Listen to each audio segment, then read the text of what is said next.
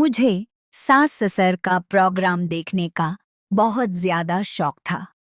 जब भी रात को जागती सास और ससुर के कमरे से बस एक ही आवाज सुनाई देते हैं, बस थोड़ी देर सब्र करो सास कहती थी।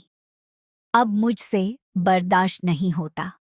मैं जब भी उस तरह की आवाजें सुनी थीं, तो दिल ही दिल में जलने लगती। मैं जानना चाहती थी कि आखिर ससुर ऐसा क्या करते हैं कि उसकी हिम्मत जवाब दे जाती है। एक रात मैंने राज जानने के लिए अंदर छिपाने का फैसला किया, लेकिन इस रात मेरे होश अड़ गए, क्योंकि ससुर तो दोस्तों कहानी से मुकम्मल लुत्फ उठाने के लिए वीडियो को आखिर तक जरूर देखिएगा और मेरे साथ रहेगा। मेरा नाम राबहा है। मैं पाकिस्तान के लाहौर शहर के एक गांव में रहती हूँ। मैं एक गरीब खानदान से ताल्लुक रखती हूँ। इस दुनिया में मेरी माँ के सिवा मेरा कोई नहीं, इसलिए जब मेरी माँ ने मेरी शादी की, तो सिर्फ इस शर्त पर कि वह अपनी बेटी के साथ उसके ससुराल में रहेगी। जिस घर में मेरी शादी हुई, इसमें 3 ही अफराद थे, मेरी सास ससुर और उनका बेटा उमर। हाँ, मेरी शादी के कुछ माह बाद ही मैं बेवा हो गई, क्योंकि मेरा शोहर अचानक एक हादसे में वफात पा गया। ये मेरे लिए बहुत बड़ा सदमा था। मैं अपनी माँ के साथ ससुराल में ही रहने लगी, क्योंकि पिछले घर बेचकर मेरी माँ ने मेरी शादी कर दी थी और खुद मेरे साथ ससुराल आ गई थी। इसलिए मेरी माँ का दूसरा कोई सहारा नहीं था। मेरे शोहर के इंतकाल के बाद मेरे ससुराल के हालात बिल्कुल ही बदल गए थे। मेरे ससुर की शादी शुदा जिंदगी कुछ अजीब हो गई थी। मेरे शोहर के इंतकाल से तकरीबन 1 माह पहले ही मेरे ससुर की तीसरी शादी हुई थी, और अब मैं बेवा होकर ये देख कर हैरान रह गई थी कि हर सुबह नई दुल्हन घर के किसी कोने में बैठी रो रही होती और की बालत कुछ अजीब सी होती। कई बार तो मैंने सास को बुरी तरह लंगड़ाते हुए भी देखा था, और कई बार वो पीठ पर हाथ रखे फोट फोट कर रो रही होती थी। पूछने पर हमेशा खामोश हो जाती थी और शर्म से नजरें झुका लिया करती थी। आसे उस अंदाज पर ही भी अलझन महसूस होती, में मजीद सवाल करने से रुक जाती।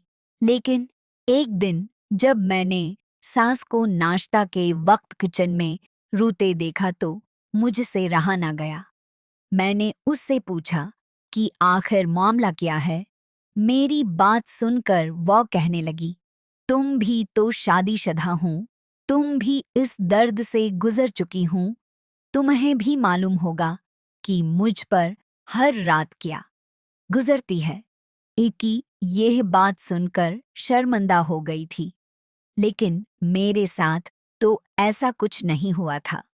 हालांकि मैंने अपने शोहर के साथ इब्तदाई दिन ऐसे गुजारे थे और मुझे इस तरह की तकलीफ का अंदाजा था, लेकिन मैं हैरान थी कि मेरा 55 साला ससुर ऐसा क्या करता है कि उस कद्र परेशान रहती हैं। इस दिन के बाद से मैंने सास से कोई सवाल न किया। 10 दिन तक मैं खामोशी से उनकी हालत देखती रही और दिल ही दिल में अपने ससुर की ताकत पर हैरान होती रही। मेरी शादी को ज्यादा अरसा नहीं गुजरा था। मेरा शोहर हफ्ते में 2 बार भी मेरे करीब आता, तो उसके बाद वह बहुत ज्यादा थक जाता था। हालांकि वह सिर्फ 18 साल का जवान मर्द था, लेकिन ससुर तो रोज रोज ही सास को परेशान करता था। हर सुबह सास भीगे बालों और सरख आंखों के साथ कमरे से निकलती थी और बड़ी मुश्किल से घर के काम काज निपटाते थी। मैं और मेरी माँ हर रोज सांस को तकलीफ में देख सकते थे, लेकिन हम दोनों इनके लिए कुछ नहीं कर सकते थे। कभी कभी तो मुझे लगता था कि सांस भी झूठ बोलती है। इतनी उम्र में रोज रोज ये सब कैसे कर सकते हैं। और फिर एक रात जब मुझे नींद न आई और मैं अपने कमरे से निकली, तो बुला इरादा ही मैं ससुर के कमरे के दरवाजे तक पहुंच गई। जैसे ही मैंने दरवाजे से कान लगा या अंदर से आने वाली आवाजें सुनकर शर्म से पानी पानी हो गई। इस हिस्से में ससुर से कह रही थी, तूने मेरा जीना मुश्किल कर दिया है। कुछ तो शर्म कर। मुझे तो लगता था कि चंद दिनों की बात है, लेकिन फिर तुम्हारा दम तो खत्म नहीं हो रहा। अब मेरी बर्दाश्त खत्म हो गई है। मैं उससे ज्यादा नहीं रह सकती। मुझे जबकि ससुर कह रहे थे, और तो ऐसी बातें कर रही हो। मैं तुमसे ऐसी मोहब्बत करता हूँ जो सारी जिंदगी खत्म ना होगी। कुछ देर की खामोशी के बाद सास की सस्कियों की आवाज सुनाई देने लगी और मैं समझ गई अंदर क्या हो रहा है। शर्म के मारे में वापस पलट गई थी और मुझे यकीन हो गया था कि सच ही कहती हैं। इस उम्र में भी ससुर मुकम्मल तौर पर सेहतमंद था। इस दिन के बाद मैंने सास की तरफ से अपनी आंखें बंद कर ली थी, क्योंकि ये माया बेवी का जाती मामला था। अभी एक माह ही गुजरा था कि एक सुबह मेरी हैरत की इंतहा न रही कि सास रोते हुए अपने कमरे से निकली थी। उनके हाथ में सामान का पैकेट भी था। उन्होंने मेरी माँ की तरफ एक नज़र डाले और कहने लगी, बस मैं इस आदमी के साथ मजीद गुजारा नहीं कर सकती। उसने तो मेरी जान ही निकाल कर रख दी है। मैं अपने मेके जा रही हूँ। मेरी माँ ने उन्हें रोकने की कोशिश की, लेकिन वह गई है। फिर तुम्हारा ससुर की शादी के लिए घर में शोर मचाएगा। अम्मी की बात सुनकर मुझे हंसी आ गई, क्योंकि ससुर का बीवी के बगैर गुजारा नहीं था और कोई भी ही बीवी उनके साथ ज्यादा बनती नहीं थी। हालांकि यह वाली सास बहुत अच्छी थी, घर के काम काज में भी माहिर थी और सिर का भी बहुत ख्याल रखती थी। लेकिन बंद दरवाजों के पीछे क्या होता था, ये तो कोई भी नहीं जानता था। 55 साल की उम्र में भी न जाने कहाँ से इतनी ताकत आ गई थी कि वो बीवियों को परेशान करके रख देते थे। यह दुल्हन भी अम्मी ने बड़ी मुश्किल से तलाश की थी।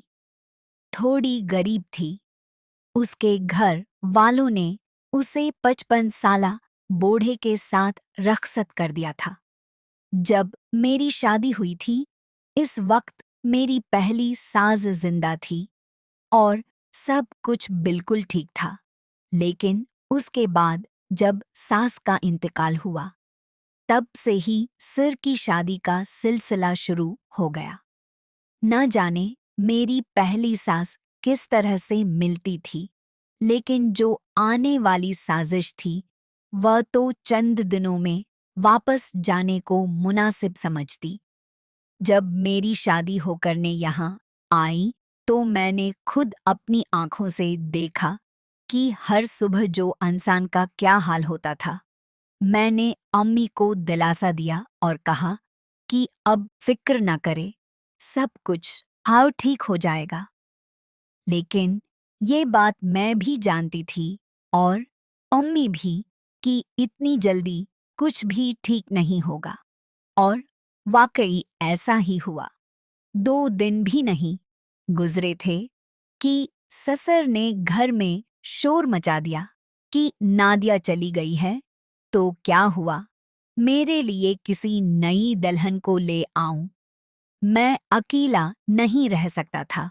मैंने सर पीट लिया और सिर से कहा, तुम्हारी हरकतें नहीं सुधर सकती, मैं तुम्हारी शादी नहीं करवाऊंगी। वैसे भी न दिया, अभी तुम्हारे निकाह में हैं, उसे मना कर वापस लेकर आओ। सिर हाथ जोड़कर कहने लगे। वह बहुत शर्म वाली थी, हाथ लगाते ही चीखने लगती थी, मुझे ऐसी बीवी नहीं चाहिए। अब की बार कोई दरमियानी उम्र की तंदुरुस्त और चाहिए।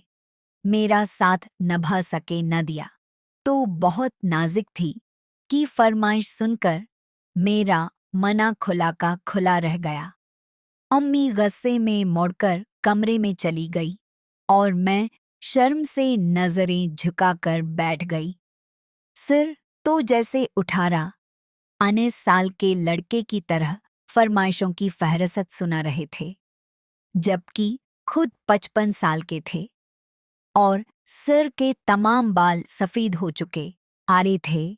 मैंने सिर की बात को नजरअंदाज कर दिया था, लेकिन सिर की जिद वही की वही थी। ना खाना खा रहे थे, न किसी से बात कर रहे थे। उन्हें बस शादी करनी थी। उसने खुद को कमरे तक महदूद कर लिया था। उम्मी मैं गुस्से से कहने लगी, उसने बढ़ापे में भी उनका अकेलापन खत्म नहीं होता। कितने लोग बीवी के मरने के बाद तन्हा रहते हैं, लेकिन उसे तो बस बीवी चाहिए, और वो भी अपनी मनपसंद की। उस उम्र में उसको लड़की देगा। मैं कहाँ से ऐसी दुल्हन तलाश करके लाऊं? अब तो गरीब घरानों की लड़कियां भी उसका नाम सुनकर कानों को हाथ लगाती है। उसकी शहरत दूर दूर तक फैल गई है कि ये बीवियों को इस कद्र तंग करता है। अम्मी की बात सुनकर मैं सूच में पड़ गई। मैंने अम्मी से कहा, मेरी एक दोस्त नबीला है, तलाक याफ्ता है, घर में बैठी है। अगर आप कहीं तो रिश्ते की बात चलाती हूँ। दरमियानी उम्र की है, सेहतमंद भी है। अम्मी ने एक नज़र मेरी तरफ डाली और कहने लगी, तुम ही मुनासिब लगता है तो बात करके देख लो। मुझे यकीन है कि तुम्हारा ससुर उसे अभी महीने से ज्यादा टकने नहीं देगा। ताकत की ऐसी कौन सी दुआ खाता है जो सारे रिकॉर्ड तोड़ देता है। मैंने बड़ी मुश्किल से अपनी खुशी छिपाए और अपनी दोस्त की माँ को फोन कर दिया। मेरी दोस्त बहुत तेज और थी, उसी वजह से उसकी तलाक हो गई थी। कोई उसके आगे ठहर नहीं सकता था और मेरा ख्याल था कि अगर उसकी शादी किससे हो जाए तो फिर सिर को उसे छोड़ने की जरूरत ही नहीं पेश आए। वह किसी ना किसी तरह ससुर को काबू में कर ही लेगी। यही सोचकर मैं अपनी दोस्त की माँ से बात की। वह अपनी बेटी से वैसे ही नाराज बैठी थी, क्योंकि उसने घर में बड़ा फसाद कर रखा था, इसलिए फौरन राजी होगी। हालांकि मेरी दोस्त और सिर की उम्र में काफी फर्क था, लेकिन मेरे ससुराल के हालात भी कुछ खास नहीं थे। इसलिए चंद दिन बाद मेरे कहने पर सादगी से मेरी दोस्त की शादी किससे होगी और वो रखस्ता हमारे घर आ गई। लेकिन कुछ दिन बाद उसने भी वही कहना शुरू कर दिया जो पिछले साल से कहा करती थी। वो भी कहने लगी कि ससुर के साथ गुजारा नहीं हो सकता और वापस जाने की बात करने लगी। मैंने हैरत से अपने दोस्त से पूछा कि आखिर तुम ससुर के साथ गुजारा क्यों नहीं कर सकती? वो मेरी तरफ देखकर कहने लगी, इस बारे में कुछ ज्यादा ही मैंने तो ये सोचकर शादी की थी कि अब उसमें दम नहीं होगा। मेरी जिंदगी आराम से गुजर जाएगी। लेकिन यहाँ आकर पता चला कि ये तो हटा है। और फिर वो आहिस्ता से मेरे करीब आई और कहने लगी, तुम्हें पिता है। ऐसा क्यों है? मैंने अनकार में सिर हिलाया। तो वो बोली, क्योंकि ये एक खास नुस्खा इस्तेमाल करता है। ये उसका नतीजा है। ये कहकर वापस अपने कमरे में चली गई। लेकिन मैं सोच में पड़ गई थी, पर धीरे धीरे मुझे समझाने लगा कि सिर्फ वाकई कोई ऐसी चीजें इस्तेमाल करता है जिसकी वजह से उसमें इतनी ताकत है। मैंने तो अपना सिर पकड़ लिया था। ये बात तो मेरे जहन में ही नहीं आई थी। फिर मैंने दुबे लफ्जों में अम्मी यानी उम्मीद को ये बात बताई, तो अम्मी कहने लगी, कर कौन सा नुस्खा इस्तेमाल होता है? ऐसा ना हो कि ये अपनी दासा की वजह से नई दुल्हन की भी जान ले ले और वो भी भाग जाए। मैंने कानों को हाथ लगाते हुए कहा, अम्मी तुम अन मामलात से दूर हो। पहले ही बेवा होकर यहाँ बैठी हूँ तुम्हारे घर के साथ साथ। अब तो मेरा खर्चा भी नहीं उठाता है। फिर मैं कैसे सिर के मामलात में दखल अंदाजी कर सकती हूँ? मेरी बात सुनकर अम्मी मुसब्बत अंदाज में सिर हिलाने लगी, क्योंकि हमारा सब कुछ करके दम से ही था। इसलिए मैंने ससुर को काबू में रखने के लिए उनकी शादियां करवाना शुरू कर दी थी। लेकिन कोई दुल्हन टूटती ही नहीं थी। जो भी आती कुछ दिनों बाद खामोशी से छोड़कर चली जाती।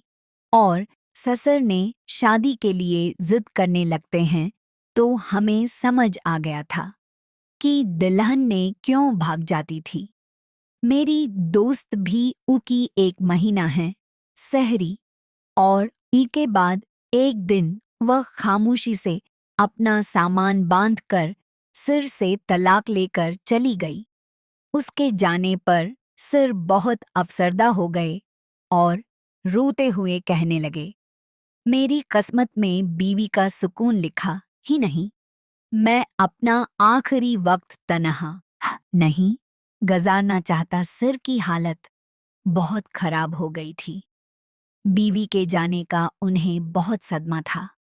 वो उम्मी से कहने लगे, मैं अब कभी शादी नहीं करूंगा। ये सुनकर अम्मा को सुकून आ गया था। लेकिन सिर में फिर वही बात कही, मैं अकेला भी नहीं रहूं। गासारी सारी रात सरगर्मी अधर उधर चहल कदमी करते रहते और सारा दिन परेशान नजर आते हैं। तन्हाई बिल्कुल बर्दाश्त नहीं थी और अब बात का मुझे भी अच्छी तरह अंदाजा था। फिर मैंने ससुर के लिए दुल्हन की तलाश शुरू की और एक रिश्ते वाली से बात की।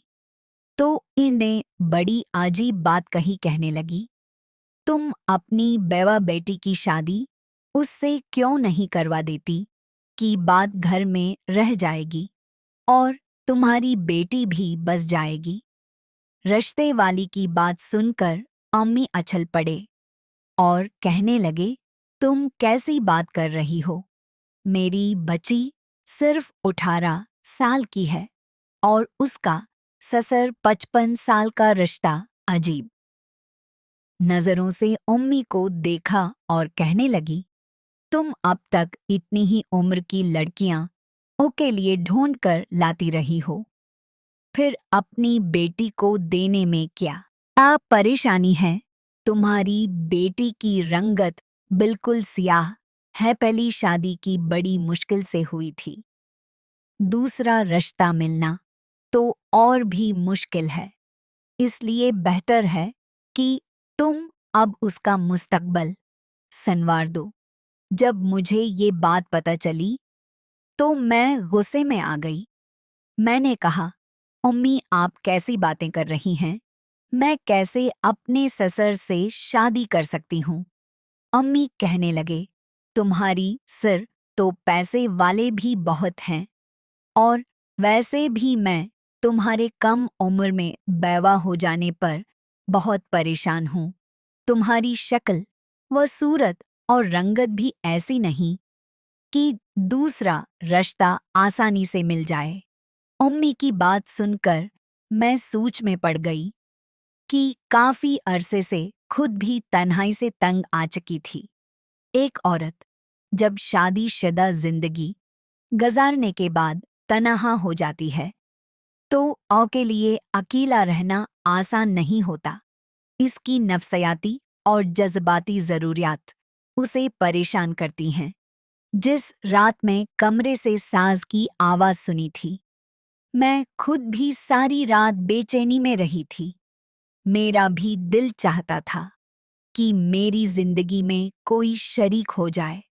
बहुत सोचने और समझने के बाद मैंने ससुर से शादी की हामी भर ली, और जब ये बात ससुर को पता चली तो वह खुशी से पागल हो गए। कहने लगे, उससे अच्छा और क्या हो सकता है? ये तो मुझे कभी छोड़कर भी नहीं जाएगी। अम्मी ने सादगी से निकाह का इंतजाम किया। 2-4 पड़ोसियों को भी बुला लिया गया और हमने खामोशी से निकाह कर लिया। जब पड़ोसियों को पता चला कि मैं यानी राभा अपने ससुर से शादी कर रही हूँ, तो हर कोई हैरान रह गया। सब यही जानते थे कि वो मेरा ससुर है, लेकिन अब उसकी बीवी बनकर उसके कमरे में चली गई थी। उसके बाद एक अजीब सा खौफ मुझे सताने लगा था। मैं सोचने लगी थी कि न जाने सिर में कितनी ताकत होगी। वह पहली रात क्या करेंगे कि किस तरह उन्हें बर्दाश्त कर सकोगी। कुछ देर बाद सर कमरे में आए और अलमारी में से एक लफाफा निकालकर एक कोने में बैठ गए। यह देख कर मैं उठी और उनके पास मैंने पूछा, अब क्या कर रहे हैं? वो कहने लगे, भने हुए चने हैं, मैं रोजाना इस्तेमाल करता हूँ। सिर की बात सुनते हैं, मेरे ज़हना आई मैं सांस की बात आ गई कि वह देसी नुस्खा इस्तेमाल करते हैं। मैंने फौरा उससे वो नवाला लफाफा छीन लिया और कहा, आपको ये खाने की जरूरत नहीं है। सर नाराज हो गए। उन्होंने वो लफाफा मेरे हाथ से वापस लिया